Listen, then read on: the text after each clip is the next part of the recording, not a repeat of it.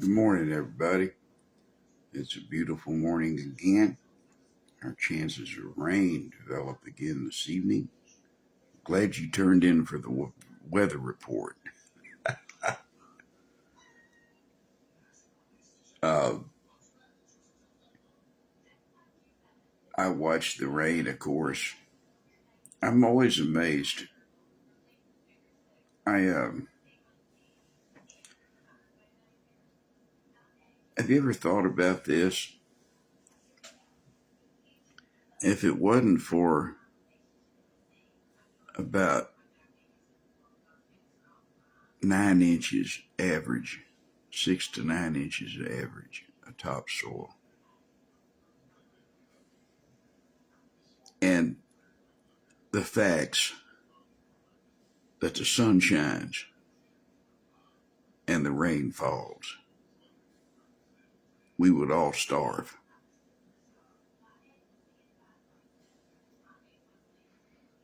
And so I watched the rain and I watched the sun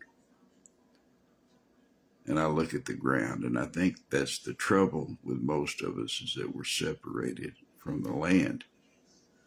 We grew up on concrete, so many of us. I was a town kid, city kid. My family came from the country after World War II. After the war was over, my grandfather and grandmother came to Houston because it was booming. And they left our country in southwest Texas, Kimball County, and went to Houston, Texas. My dad left college and married my mother, and they came there too. And we were separated from the land. We had to rent a place to keep our horses.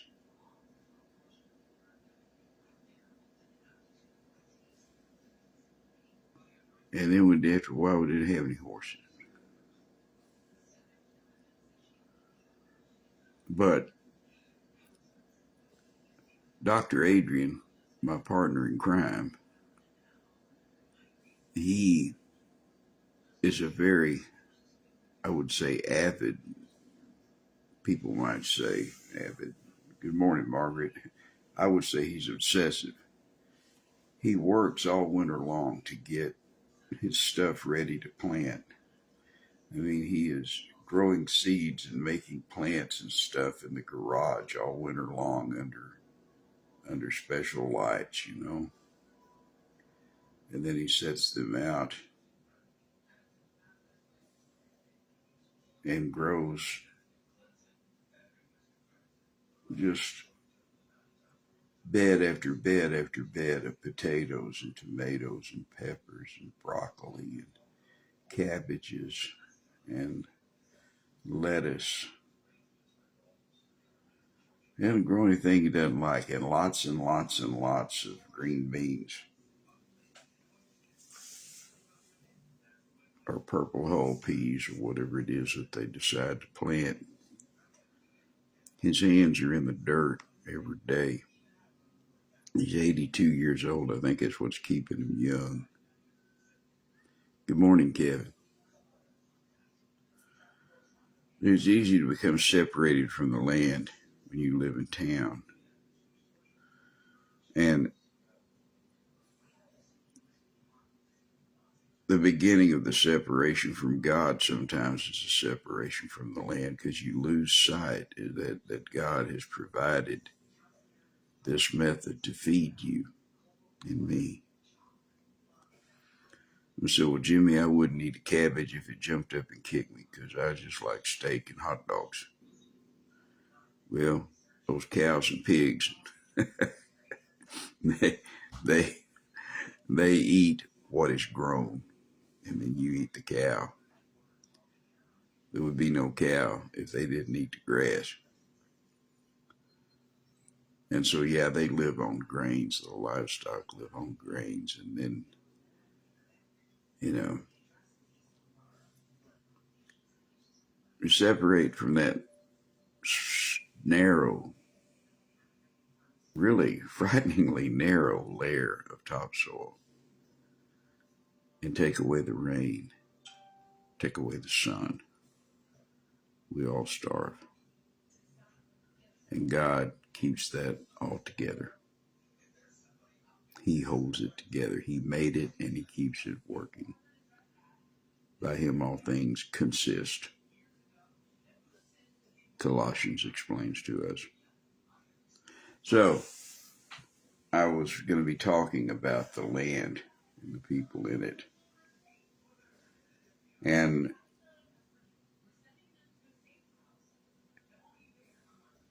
they had much the same problem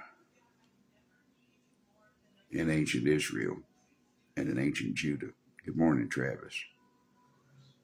I hope that your back is feeling better today. I prayed for you yesterday. I know you have terrible trouble with it. And we do pray for you. They had trouble with the land. They had the rich people, the prosperous people. They got prosperous in trading and merchandise. And they had all the finery, all the prosperity, but they had no joy because their trust was in their own hands, their own efforts. They didn't trust the God of glory, the God of Israel.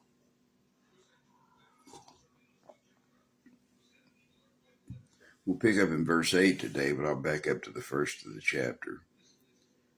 Chapter 9 of the book of the prophet Isaiah. Nevertheless, the dimness shall not be such as was in her vexation, when at first he lightly afflicted the land of Zebulun, the land of Naphtali, and afterward did more grievously afflict her by the way of the sea, beyond Jordan, in Galilee of the Galilee of the Gentiles. Here it's Galilee of the nations. It means the same thing. And the people that walked in darkness have seen a great light. They that dwell in the land of the shadow of death, upon them hath the light shined. And thou hast multiplied the nation, and hast not increased the joy. The joy before thee, according to the joy in the harvest, as the men rejoice when they divide the spoil.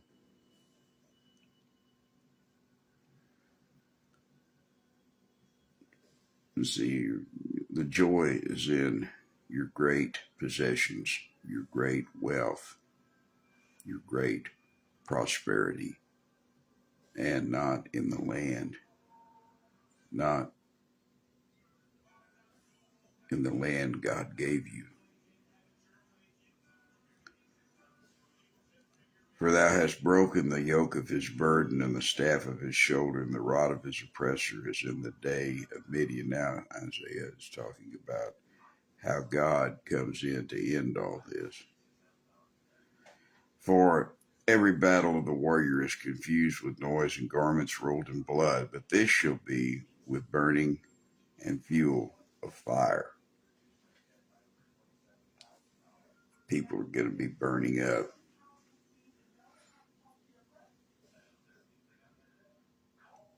This is a picture of a war that is being lost, and the only way it can be won is by divine intervention. And that is the picture of this prophecy. And it comes because the only thing that can save them is a Savior. Good morning, Rick. Verse 6, for unto us a child is born, unto us a son is given. We spent a lot of time on that the other day. And the government shall be upon his shoulder, and his name shall be called Wonderful, Counselor, the Mighty God, the Everlasting Father, the Prince of Peace. Of the increase of his government and peace there shall be no end upon the throne of David and upon his kingdom, to order it and to establish it with judgment and with justice from henceforth even forever. The zeal of the Lord of hosts will perform this. Now, I mentioned yesterday the throne of David is an actual throne. It's a physical thing. It's not a metaphor. Jesus is not reigning in the hearts of men, and his kingdom is not a spiritual kingdom entirely. No, there is coming a physical kingdom where Jesus will reign on the earth for a literal 1,000 years. It is described in Revelation chapter 20. It lasts exactly 1,000 years. Matter of fact, it says that it lasts for 1,000 years 6 times in 8 verses. If it meant something else, it would have said so, but it doesn't. This is 1,000 years, and it is a fulfillment to every promise God ever made to Israel. Now, if you don't understand that, it's because you have a wrong idea about Israel and the church. Most people teach that the church has replaced Israel. That is not true. Israel is not the church is not Israel. Israel will never be the church will never be Israel. There's only one sense in which Israel becomes the church, and that's if a Jew living on the face of the earth during the church age comes to Christ and becomes a Christian. Then Israel becomes the church, and that's in the only way, fashion, or form that Israel will ever, in any circumstances, now, in the past, in the future, in this world, and the world to come, be the church. They're different. The entire purpose and the reason that we're raptured out of here before it starts and taken home to be with our groom, the bride with the groom, is because the 7-year great tribulation is for God to deal with Israel and turn them to their Messiah, the Lord Jesus Christ. And he will preserve a remnant of Israel who will turn to Jesus Christ. And those are the mortal living people who will enter into the millennium. So, Jesus was a Jew, the son of Abraham, the son of David. He was born a Jew. He lived a Jew. He died a Jew. He is a Jew right now. He is coming back a Jew to rule a Jewish kingdom sitting on a Jewish throne. That is what the Bible teaches. Everything else in your eschatology will be wrong if you don't get that straight. You see, a couple of things always go by this. This is how you tell the cults and the weirdos, anything that takes a step away from orthodoxy. You can be saved and have the wrong eschatology, but you can't be right.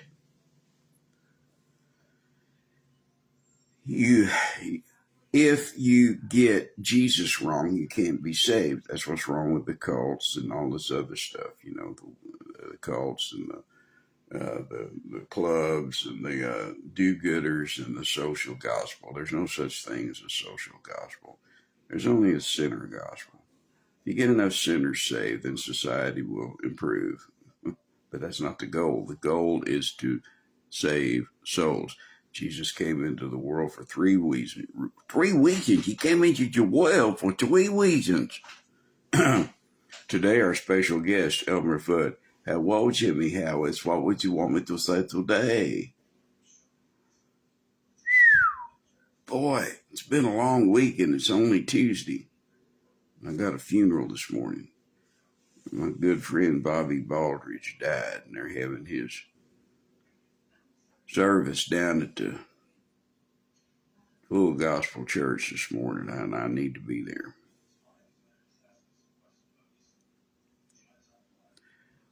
You can't be saved unless you're right about Jesus is. If you think he's a great teacher, you're lost and going to hell.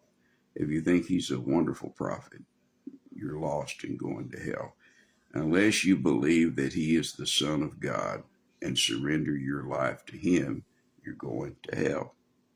You have to believe that he was suffered and died according to the scriptures. You must believe that he was buried. You must believe that he rose again the third day, according to the scriptures. If you don't, you're going to hell. There is no help for you at all. That is what I tell you every day. And if I don't tell you that, I would be a liar, like the rest of the pretenders. Good morning, Charlie. God love you.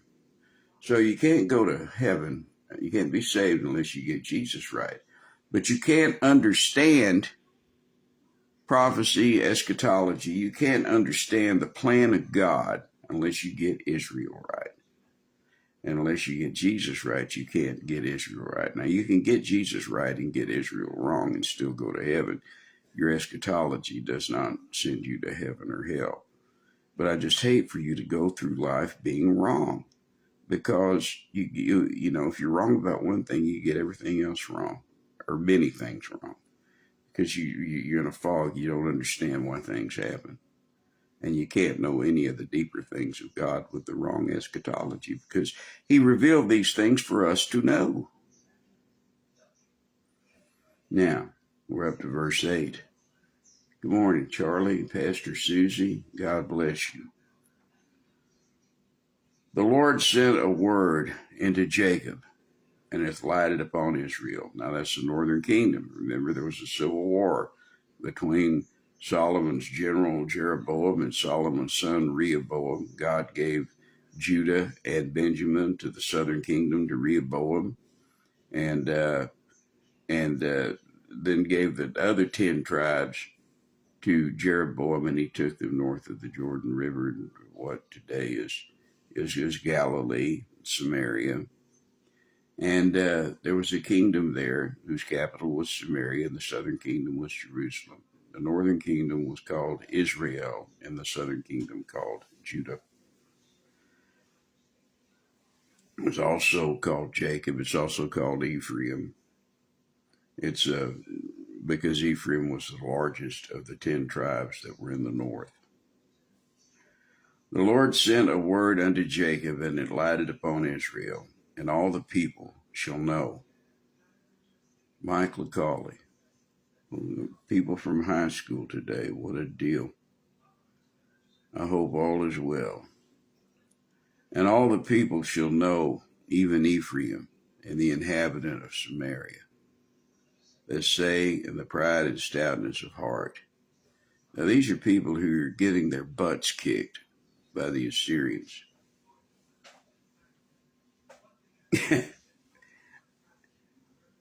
And they had allied themselves with Syria, and now the great world empire of the Assyrians, whose capital was Nineveh, way back between the Tigris and Euphrates rivers, or actually on the Tigris River. The plain of Shinar, the land of Babylon. It all begins and ends with Babylon, folks. All wickedness, all religion is Babylon. All mystery is Babylon. All New Age hokey pokey weirdness, sin, fornication, bastardization of language, everything is Babel. It began in Babel, it will end in Babel. It's all Babylon. Babylon, Babylon, that great city is fallen. That's how it works. That's how it will work. The Lord sent a word into Jacob, and it lighted upon Israel, and all the people shall know, even the Ephraim and the inhabitants of Samaria, that say in the pride and stoutness of their hearts, the bricks are fallen down, but we will build with hewn stones, and sycamores are cut down, but we will change them into cedars. This is what happened.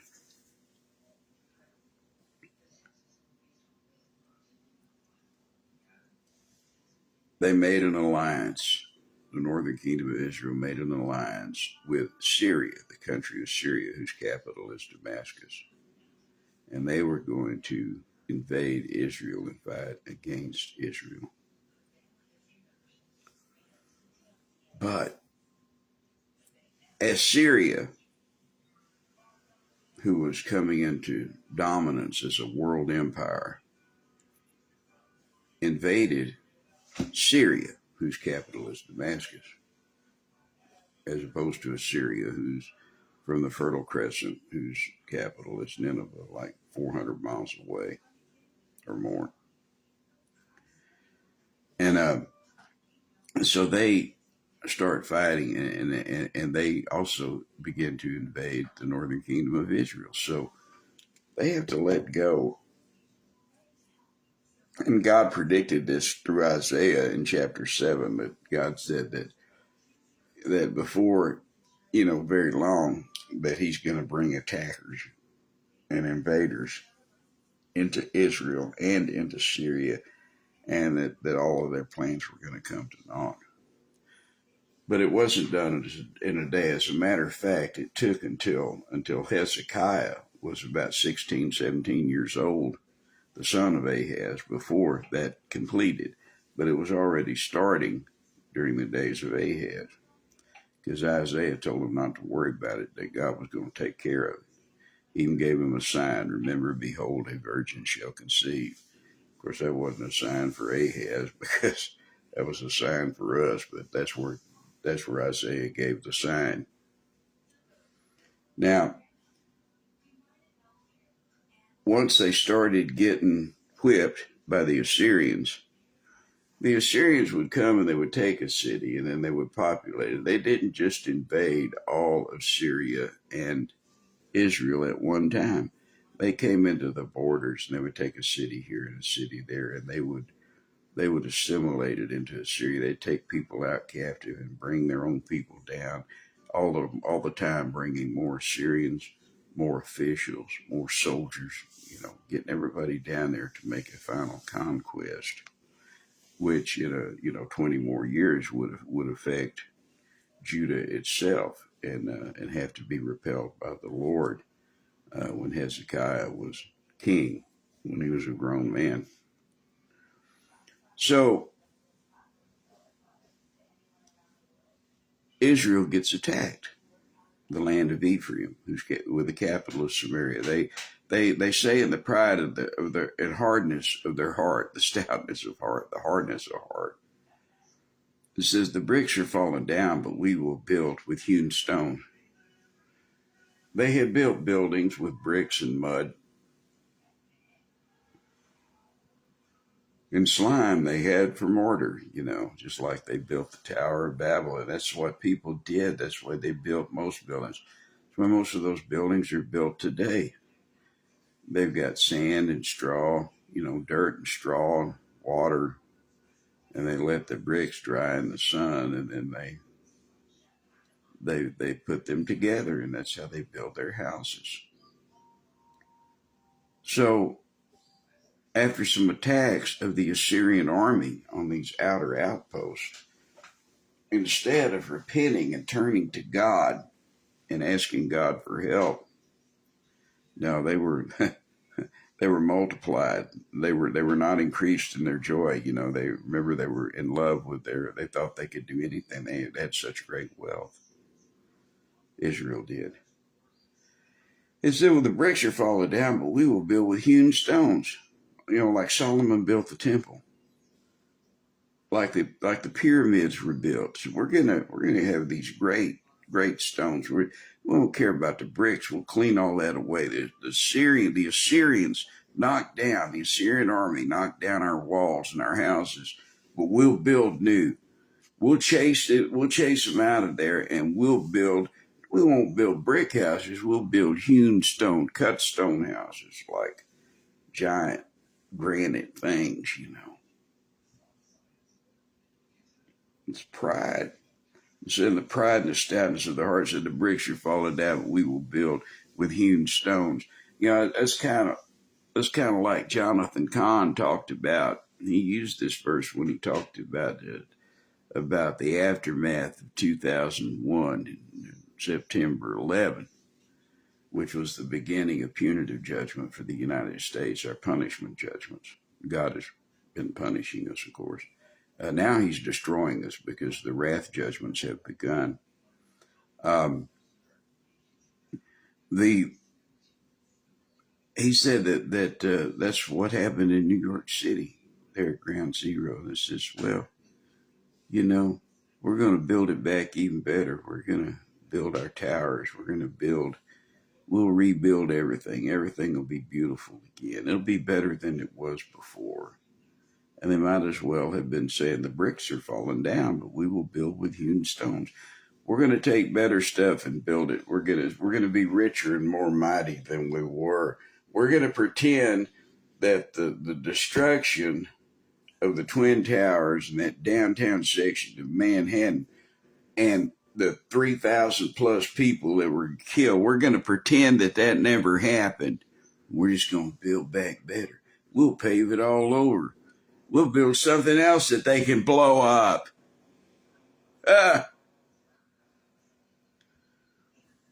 And the pride and the stoutness of heart, they said the bricks are falling down, but we will build with hewn stones. Yeah, it didn't look that good anyway. We're going to make it bigger and better.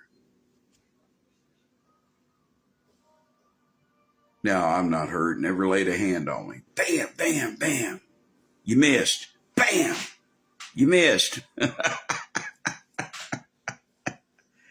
It's like the Dark Knight, the Black Knight in Monty Python. You know, the Arthur cuts off his arm, and and the knight says, "I'll fight you one-handed," and he cuts off the other arm. Come over here, and I'll kick you to death. You know, that's the attitude. You're whipped and don't know it. You're laying in a little puddle like Beetle Bailey after Sarge gets through beating on him. And I'm okay. You're punch drunk. America is punch drunk. We think things are okay and we're going to hell in a handbasket. I mean, things are deteriorating like a cardboard outhouse in the rain. We're coming apart like a cheap suit. But we say, hey, that's all right. Everything's great. We're just fine. We got electric cars. It's sheer madness. Things are not just fine. If you think everything is fine, you have no clue about what's going on. That's when I wonder about people who are happy all the time and smiling all the time. They obviously don't understand the situation. I think even if I was getting stoned every day, I still would understand the situation. But I don't do that anymore. The bricks are falling down, but we will build with hewn stones. And the sycamores are cut down, but we will change them into cedars, the great cedars of Lebanon that they used to build with. Because they made everything smell good, and they were strong, and they were hardwood. The sycamores were stubby trees they look a little like mesquite trees. They'll grow about anywhere that they can get a little bit of water, but they're a rough, ugly tree. And they cut down our sycamores for firewood, but we'll change them into cedars. And this really shows how crazy they are. Why did David and Solomon have cedars brought from Lebanon to build their houses in the house of the Lord? Because that's where they grew, along the waters of Babylon and in the hills, Lebanon, and in those hills for Tyre and Sidon. That's modern day Lebanon. Cedars won't just grow anywhere. So they're saying that they're going to plant cedars and grow cedars and replace the sycamore trees with cedars in a place where cedar won't grow.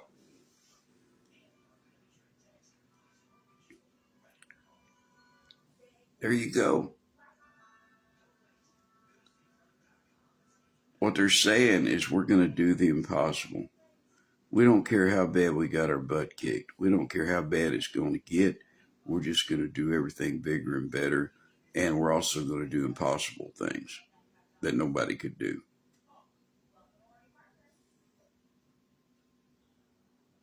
The Lord sent a word unto Jacob, and it hath lighted upon Israel, and all the people shall know, even Ephraim and the inhabitant of Samaria, that say in the pride and stoutness of heart, the bricks are fallen down, but we will build with hewn stones. The sycamores are cut down, but we will change them into cedar. It's like my hands are swollen up from arthritis. I took off my ring last night. It's a silver ring because sometimes I don't know why, but gold was causing my hand to not turn green, but I would get a little rash with a gold ring. And so I wear stainless or silver. Well, because it's still swollen this morning. I think I better leave it off another day. But it's like saying, okay, my silver ring doesn't work, so I'll get a gold one, and it'll work better. But even if I could afford to buy the gold ring today, and it was the same size as this one, it wouldn't fit my swollen knuckle. It wouldn't go over it any easier than that one does. I might wear that today. Maybe it will work out. I'll be coming back before I go out of town. We're back at Independence Baptist Church in Richland again tonight, so I'll be home before I do that. So if it swells up more, I'll take it off. I like wearing it. It proves to everybody that Velda was willing to marry me. Most people can't believe that. But we've been married for 44 years, and we keep on trucking. And I'm very grateful because there's nobody else who would have me. Good morning, Charles. So the bricks are falling down, but we will build with hewn stones. The sycamores are cut down, but we will change them into cedars. Oh, what a miracle. Verse 11, therefore the Lord shall set up the adversaries of Rezin against him. Now, he's the king of Syria in Damascus. And he's being attacked now even harder than the northern kingdom of Israel is by Assyria, the Assyrian armies. And it said, and join his armies together. Therefore the Lord shall set up Therefore the Lord shall set up the adversaries of reason against him. R-E-Z-I-N, king of Syria, and join his enemies together. That means mingle his enemies together. Now, who are the natural enemies of Syria? Edom, Ammon, Moab,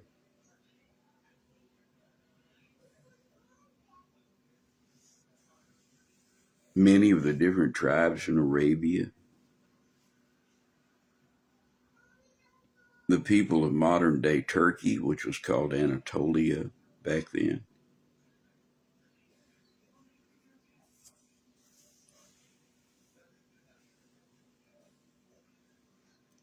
And therefore the Lord shall set up the adversaries of reason against him and join his enemies together in a confederation. The Syrians before and the Philistines behind. You see, the Syrians are going to get conquered first. The Philistines are going to get conquered next. The Assyrians bring the Philistines into submission after they conquer Israel, the northern kingdom. Babylon comes along and finally completely destroys the Philistines and takes all their royal cities and sets up his headquarters at Ashkelon for his invasion of Egypt. Now, the Syrians before and the Philistines behind. They're going to knock out the Philistines, and they're going to knock out the Syrians, and they're going to knock out the Philistines. And they shall devour Israel with an open mouth. How? Here is Syria, here is Philistia, and Israel's right in the middle. Once Assyria has an army in Syria, once they have an army in Philistia, then boom, they come together, and it'd be just like Pac-Man.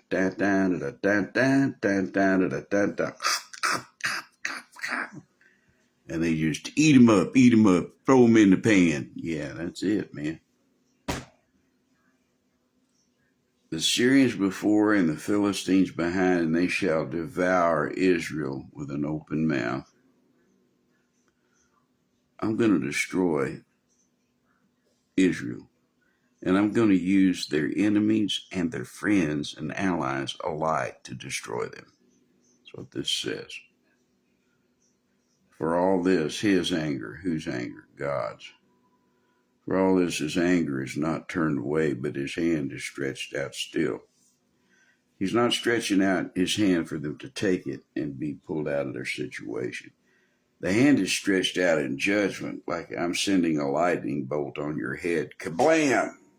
My hand is stretched out still. I'm holding my hand out and causing all this to happen to you. Now, anybody who is in Israel at that time and wants to take a hold of the hand of the Lord, he will pull them out. But there were not many takers, and the nation of Israel, whose capital was Samaria, was destroyed. This is exactly how he did it. And within a few years of this prophecy, it happened exactly as described here. Less than 20 years at this point. The fall date, although it staggered on for a few more years in mop-up operations and consolidating forces before they tried to invade Judah, but the fall of the capital of Israel, Samaria, happened in 732 BC. This prophecy is written around 740 BC. So there you go. That's where we're at in the timeline. Anyway, we have much to do today, and that's a natural stopping place. So I'm going to jump off of here just like I'm jumping off a streetcar and running to my destination. I haven't been on a streetcar since the last time I was in San Francisco. That's been a long time ago. Ding, ding, ding, ding. I really thought they were cool. I tell you what, even as a young man, it was better than walking up some of those hills. You know, you got to be a mountain goat to walk in San Francisco. In some places. Anyway, that was a beautiful city when I was young. I haven't been there in more than 50 years. Wow, that's wild, man. That was a long time ago. You know, I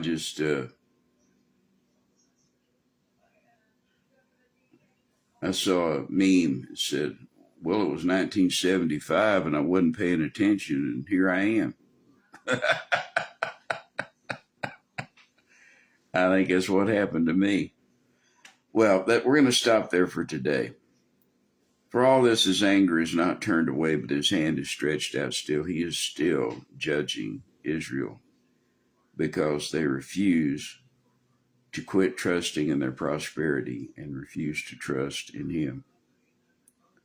And they make bold statements about what they're going to do when, you know, they're boasting of themselves and things that they can't do unless God permits and ordains and facilitates. So anyway, we're going to leave this today. God bless you. We'll see you tomorrow.